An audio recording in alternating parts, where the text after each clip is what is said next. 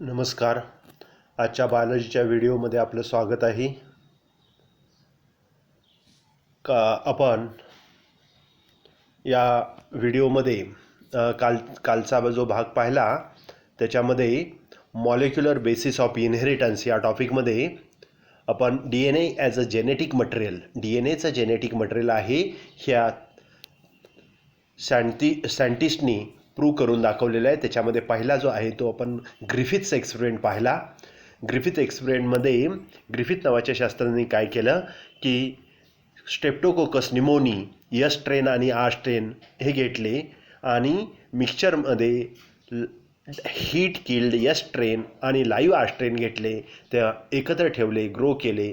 काही दिवसांनी ते यस आर स्ट्रेन काय बनले, यस स्ट्रेन बनले लाईव्ह आणि ते पॅथोजेनिक बनले. हे काय केलेलं आहे ग्रिफिथ्स एक्सपेरिमेंटवरून प्रूव्ह झालं. आणि त्यांनी सांगितलं की मग जेनेटिक मटेरियल काय होतं, इथं ट्रान्सफर काहीतरी जेनेटिक मटेरियल ट्रान्सफर होतं.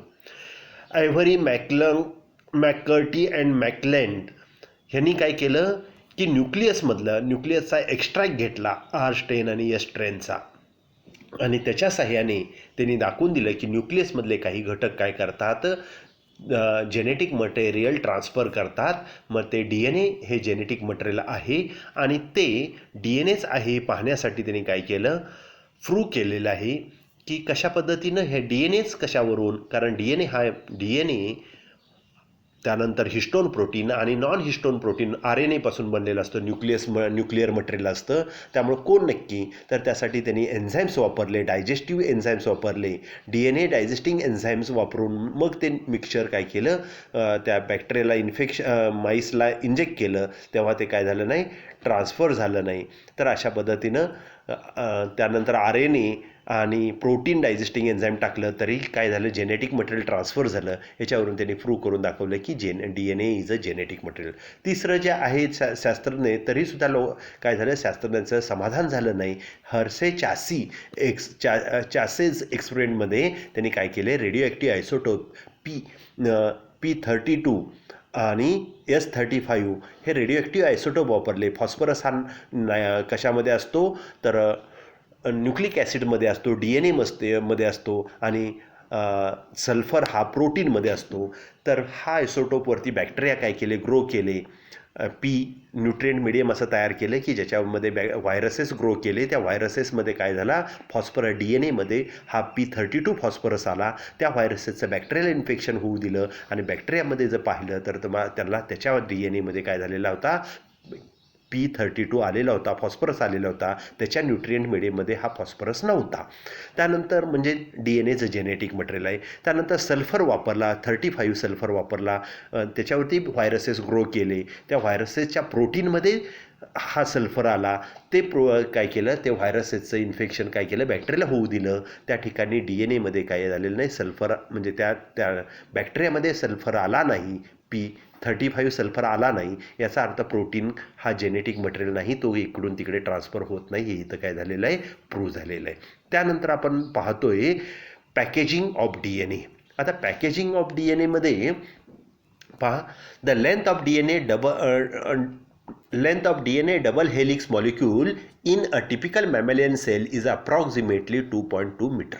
काय सस्तन प्राण्यामधला DNA जे आहे त्याची जर लांबी जर पाहिली तर जवळजवळ 2.2 मीटर लांबी भरते.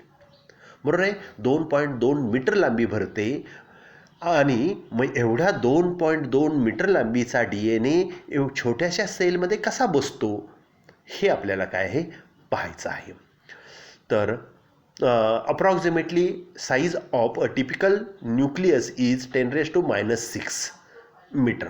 म्हणजे काय आहे की आपण जर उदाहरणार्थ घ्यायचं झालं तर मोठ्यात मोठी सेल किती असते, तर 1 मिलीमीटरची असते. त्याच्या निम्मा न्यूक्लियस असतो. अर्ध्या मिलीमीटर डायमीटरच्या न्यूक्लियसमध्ये 2.2 मीटर लांबीचा DNA कसा बसलेला असतो, हे आपल्याला काय करायचं आहे, पाहायचं आहे.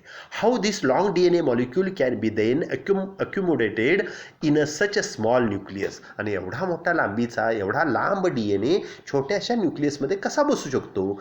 It therefore must be condensed, coiled and and super coiled, तो काय होतो, कंडेन्स होतो, शॉर्ट होतो, कॉइलिंग ते करतो आणि कॉइलचं पुन्हा कॉइलिंग करतो, सुपर कॉइलिंग करतो आणि अशा पद्धतीनं लहान बनून काय झालेलं असतो, त्या छोट्याशा न्यूक्लियसमध्ये बसलेला असतो. त्यासाठी मी तुम्हाला छोटंसं उदाहरण सांगेल की बारीक अशी तार आहे, सोन्याची आहे किंवा चांदीची आहे, असं समजा की ती 2.2 मीटर लांबीची तार आहे आणि ती काय केली, आपण लहानशी सुई घेतली आणि त्या सुईभोवती काय केली, गुंडाळली, स्प्रिंग तयार होईल. ही स्प्रिंग कशी असेल, छोट्या आकाराची, छोटी होईल ती स्प्रिंग, बरोबर आहे का नाही. आणि ती स्प्रिंग पुन्हा काय केली, हातात घेऊन त्याचा चोळामोळा केला आणि गोळी तयार केली, तर काय होईल, ती गोळी त्याच्यापेक्षाही लहान होईल. अशा पद्धतीनं काय होतो, न्यूक्लियस 2.2 मीटरचा DNA कॉइलिंग आणि सुपर कॉइलिंग होऊन काय होतो, छोटा बनून काय होतो, तो याच्यामध्ये बसलेला छोट्या न्यूक्लियसमध्ये जागा व्यापलेली त्यानं असते, कमी जागा व्यापलेली असते.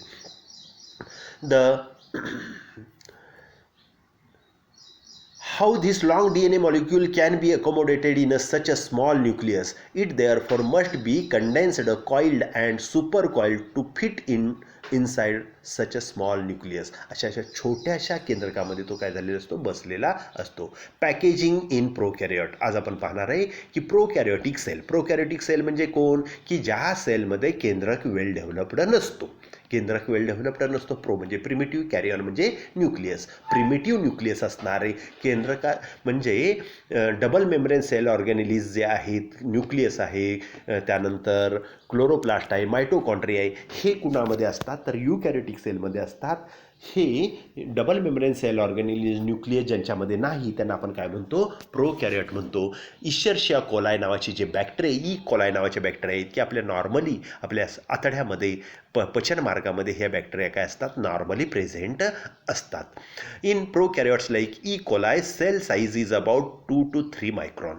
किती साईज आहे त्याचा, 2 to 3 मायक्रॉन. म्हणजे काय, 1 मिलीमीटरचे 100 भाग करायचे, त्यातला एक भाग म्हणजे 1 मायक्रॉन, बरोबर आहे. तर एवढ्या कमी साईजचा हा काय आहे, सेल आहे. 2 ते 3 मायक्रॉन लांबीची डायमीटरची काय आहे, सेल आहे.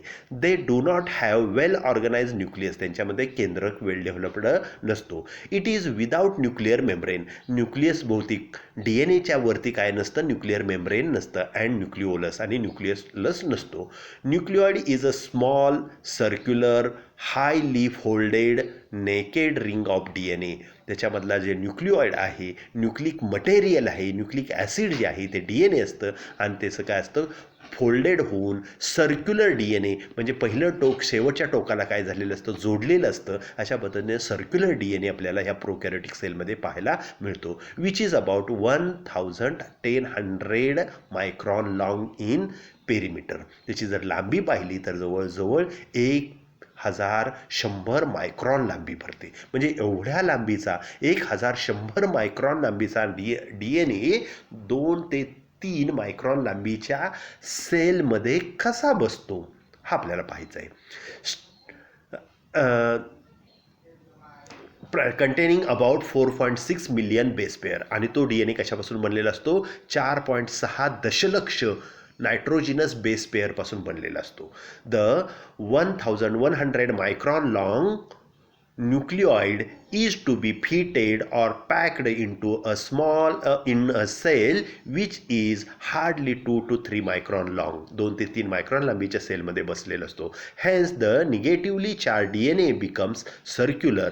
Negative charge DNA nucleic acid आहे. न्यूक्लिक ॲसिड म्हटलं की ते निगेटिव्ह प्रभार असतो त्याच्यावरती, त्याचं सर्क्युलर बनून, सर्कल बनून तो काय झालं असतं, सर्क्युलर बनतो, गोलाकार बनतो. रिड्युसिंग द साईज त्याची कमी झालेली असते, आखूड झालेलं असतो. The size is about 350 micrometre. 350 मायक्रोमीटरचं सर्कल तयार होतं. लांबी पाहिली तर 1100 मायक्रॉन लांबी असते, ती पुन्हा काय होते, 350 मायक्रोमीटर काय त्याचा गोल सर्कल तयार झालं की एवढ्या आकाराचं त्याच्या डायमीटरचं तयार होतं. This is further reduce to 30 micrometre in diameter because of folding and looping. त्याच्यावरती फोल्ड्स तयार होतात, घड्या तयार होतात आणि तो 40 काय होतो, 30 मायक्रोमीटरचं त्याचं काय होतं, डायमीटरचं सर्कल तयार होतं. 40 to 15 डोमेन्स आर फॉर्म. 40 ते 50 लूप्स तयार झालेले असतात. आता दुसरं उदाहरण सांगतो म्हणजे तुमच्या लक्षात येईल की आपण काय केलेलं आहे, असं टेबलवरती काय केलेलं आहे, एक दोरा घेतलेला आहे, 100 10 मीटर मायक्रॉनचा लांबीचा दोरा घेतलेला आहे. मायक्रॉनच्या आधी आपण मीटरमध्ये घेऊया. एवढा त्याचं पहिलं टोक दुसऱ्या टोकाला जोडलं आणि गाठ मारली तर सर्कल तयार झालं. या सर्कलची लांबी म्हटलं किती भरलेली आहे? 350 मायक्रोमीटर भरलेले आहे. आता काय करायचं आहे? बोटाने काय करायचं? बाहेरून हे सर्कल गोल बनलेलं जे सर्कल आहे ते सर्व बाजूने बोटाने काय करायचं? आत दाबायचं आहे. काय होईल? फोल्डिंग होईल, वेवी तयार होईल. तर वेवी लाईक स्ट्रक्चर तयार करायचं. पुढं डायग्रॅममध्ये मी दाखवतोय. तर त्या पद्धतीनं तो वेवी बनला की काय बनेल? तो फोल्डेड झाला तर तो काय होईल? 350 मायक्रोमीटर डायमीटर बनेल. सर्कल पहिलं 350 आहे, फोल्डिंग केलं तर काय होतं? त्याची लेंथ डायमीटर किती भरतो? 30 मायक्रोमीटर भरते. Folding domain formation of loops is assigned by RNA connector. आणि हे लूप कशामुळे होतात? तर RNAला जोडले जातात त्यामुळे होतात. Each domain is further coiled and super coiled. आणि पुन्हा ते कॉइलिंग जे आहे त्याचं फोल्ड आहे, घडी जी आहे त्याच्या आणि पुन्हा आतमध्ये घड्या पडल्या तर काय होईल? अजून आकार कमी होईल. Thereby reducing the size down the 2 micron diameter. 2 micron डायमीटरपेक्षा कमी आकार त्याचा तयार होतो आणि म्हणून तो 2 मायक्रॉन डायमीटरच्या सेलमध्ये, बॅक्टेरियल सेलमध्ये तो काय होतो? बसू शकतो. This coiling is assisted by the positively charge histone unit. आणि हे काय आहे? हे कॉइलिंगला पॅकिंग कुणी दिलेलं असतं? हिस्टोन प्रोटीन जोडून. त्याला हिस्टोन हे पॉझिटिव्ह चार्ज आहे आणि हे पॉझिटिव्हली चार्जबरोबर तो जोडून त्याचं फोल्ड, घडी जी आहे, गुंडाळा जो आहे तो तसा तसा राहतो. Protein and enzymes like DNA gyrase नावाचं एन्झाईम आहे आणि हिस्टोन प्रोटीन आहे. ह्याच्यामुळे हे कॉइलिंग आहे तसं राहतं.